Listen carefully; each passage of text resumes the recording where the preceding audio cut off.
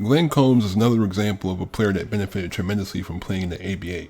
He was a quick 6'2" guard, known as the Kentucky Rifle for his long-range shooting. This helped him become one of the best scorers in the country at Virginia Tech. He was a 5th-round pick by the Rockets in 1968, but he decided to play in the ABA, starting his career for the Dallas Chaparrals.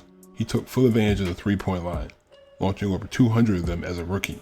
He could also put the ball on the floor and slash to the rim, blowing by his matchup and finishing through contact. He could run the offense, but he knew he was on the floor to shoot the ball. He earned 3 straight All-Star appearances, and he was a great midseason acquisition for the Stars in 1971, as he was extremely important to their title run. Glen's career ended shortly after this, but he made his mark on the league, finishing 2nd on time in three-point percentage, and 3rd in three-point makes. He was one of the most underrated guards in league history, and he deserves his flowers. Welcome to PZ Hoops, and this is another episode of ABA Tales.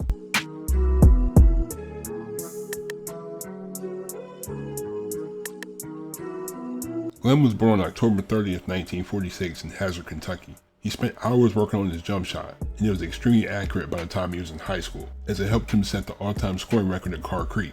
He committed to play his college ball at Virginia Tech.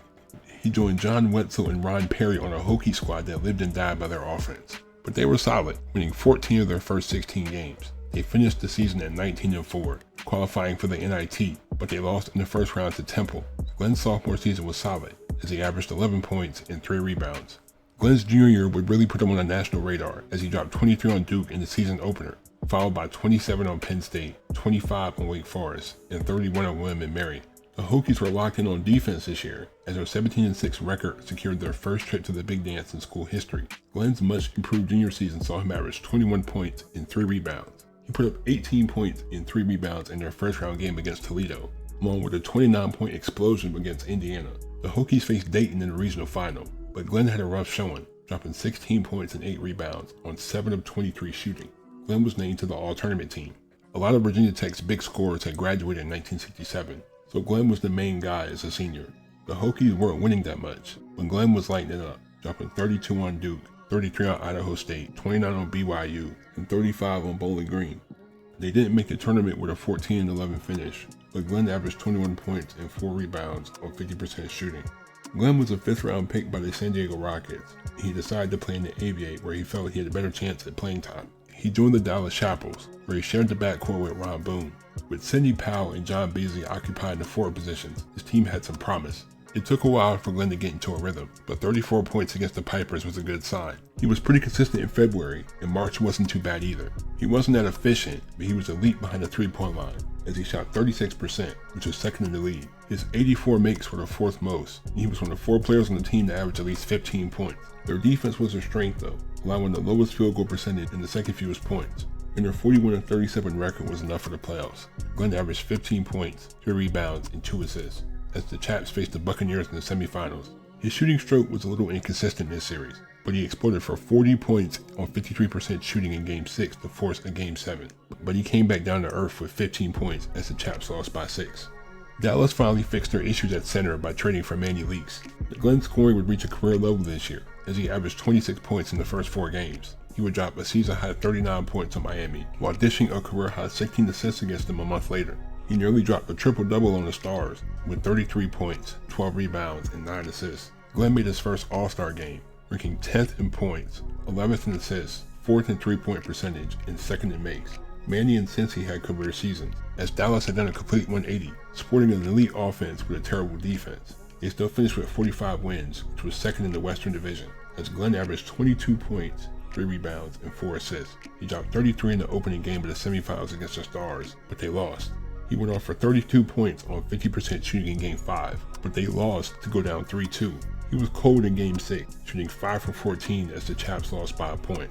Coming into the new decade, the team changed its name to the Texas Chaparrals, and Glen was still consistent. He dropped 23 points, 4 rebounds, and 10 assists on the Pacers, 23 points and 9 assists on Virginia, and 37 points and 6 rebounds on the Pipers. But he would have a change of scenery, being sent to the Stars along with Ron for Donnie Freeman and Wayne Hightower. He didn't miss a beat, dropping 28 points in his team debut. He was on fire after this, shooting 41% from deep for the rest of the season. This was his most efficient year as a pro. He was passing at a career level as well, dishing at least 5 assists in 18 games. Zumbo Beatty was the unquestioned leader of this team in his first ABA season, helping the Stars win 57 games. Glen averaged 20 points, 3 rebounds, and 4 assists as they faced his former team in the semifinals. He dropped 45 combined points in the first 2 games of an easy sweep, but he was held in check by the Pacers in the division finals. But Utah won Game 7 on the road to clinch another trip to the ABA finals, facing the Colonels. His shooting was still cold, but he dropped 4 20-point outings, helping the Stars capture the title in Game 7.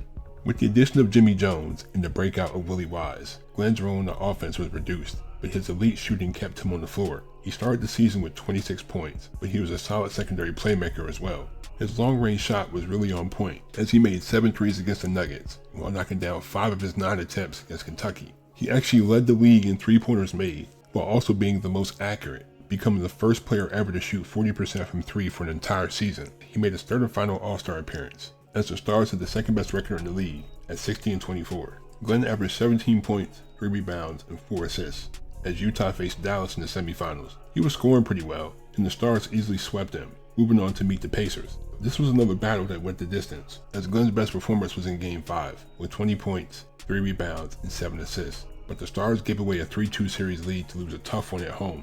Glen shared more minutes with Ron in 1972, but he was still a good scorer, dropping 21 points in the season opener, followed by 24 in Carolina and 26 points, 4 rebounds, and 7 assists on the Nets. But in the beginning of January, he suffered a knee injury that kept him out for 2 months, but the Stars didn't miss him that much, with Ron breaking out as a star. Despite missing over 30 games, Glen still led the league in 3-point percentage and was 4th in total makes. The Stars finished 55-29, and Glen averaged 13 points, 2 rebounds, and 3 assists. He was a non-factor in the playoffs this year, as Utah was eliminated by the Pacers yet again. It was clear that the injury affected Glen's quickness, so he wasn't the same player in 1973. He still had something left in the tank, dropping 26 points on Memphis and 19 points and 6 assists on San Diego. But he would be traded along with Mike Jackson and Ronnie Robinson to the Tams for Johnny Newman.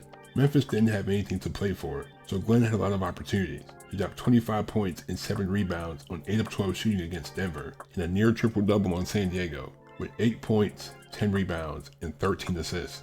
He was 5th in 3-point makes and percentage, but the Tams were in the basement at 21-63. Glen averaged 11 points, 2 rebounds, and 4 assists. By 1974, Glen's career was winding down, and he was traded to the Squires for Mike Barr and George Carter. He only managed to play 13 games, but he did drop 21 points, 3 rebounds, and 3 assists on the Stars before retiring from the game in the offseason. His post-ABA life was mostly in the shadows, but he did make Virginia Tech's Hall of Fame in 1987.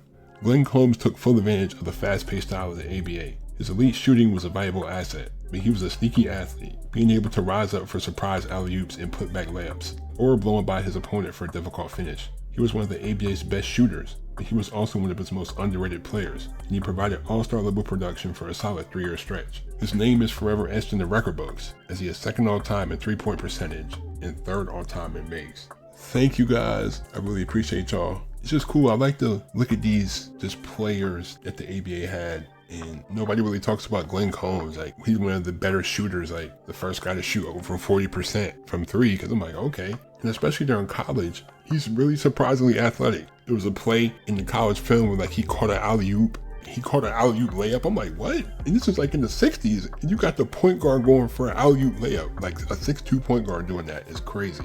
And then like, I think it was when he did a putback layup, is pretty athletic, like, and he could shoot the ball. So he was a pretty good player. One of the best shooters in the ABA. Shooting 40% from 3 is crazy. And he was coming in the league shooting. So, you know, I'm glad the ABA offered a chance for these guys that might not have had a chance to get a lot of minutes in the NBA to have a chance to be able to make money and play professional basketball, you know. So people can say all the stuff they want about the ABA was like second rate and whatever, but it still gave a lot of guys opportunities.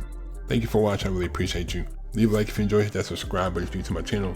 Turn the post notifications on if you haven't already. I've just been going crazy with the ABA content, man. I love the ABA, bro. I'm out. Peace.